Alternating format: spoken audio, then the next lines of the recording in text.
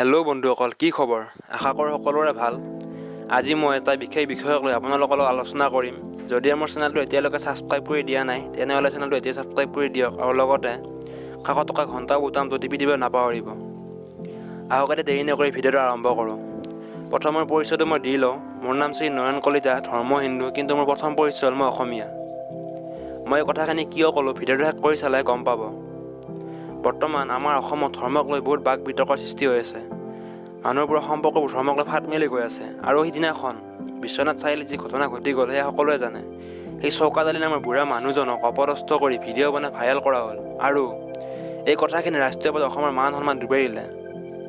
এই ঘটনাটোৰ বাবে বিভিন্নজন লোকে বিভিন্নজন নেতাই অসমক সমালোচনা কৰিছে। মই এজন অসমীয়া হিচাপে এই ঘটনাত বহুত লাজ পাইছোঁ।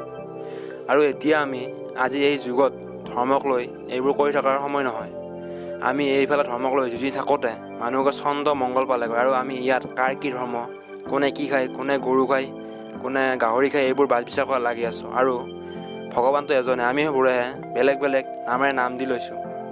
আৰু বৰ্তমান সকলোৱে এক হৈ অসমৰ উন্নতি কৰা চিন্তা কৰাৰ সময়। আমি অসমীয়া হৈ থিয় দিয়াৰ সময়। অতীতৰ পৰাই আমি হিন্দু মুছলিম ভাই ককাইৰ দৰে ইজনে সিজনৰ লগত থিয় দি আহিছোঁ। আৰু ভাইহঁত, আমি ইজনে সিজনৰ ধৰ্মক সন্মান জনাই ভাতৃত্ববোৰ বজাই ৰাখি এক অসমীয়া হৈ থকা উচিত। সেই শৰাইঘাটৰ যুদ্ধৰ সময়ত লাচিত বৰফুকনৰ লগত মোগলৰ বিৰুদ্ধে যুদ্ধ কৰা বাঘ হাজৰিকা এজন মুছলমান আছিল। আৰু সেই ইংৰাজসকলক খেদোতে হিন্দু মুছলিমসকলে লগ হৈ খেদিছিল। আৰু আপোনালোকে জানেনে, পাথৰঘাট ৰণত যিমান কৃষক শ্বহীদ হৈছিল তাত হিন্দুৰ লগতে মুছলমান কৃষকো আছিল। আৰু এই ৰণত শ্বহীদ হোৱা সকলো লোককে এটা খাল খুন্দি একেলগে পুতি থোৱা হৈছিল। তাত কোনো ধৰ্মৰ বাচ বিচাৰ হোৱা নাছিল। শেষত মই ইয়াকে কওঁ যে আমি এক অসমীয়া হৈ থাকিব লাগিব। অতীতৰ সেই ইতিহাস আমি পাহৰি যাব নালাগিব।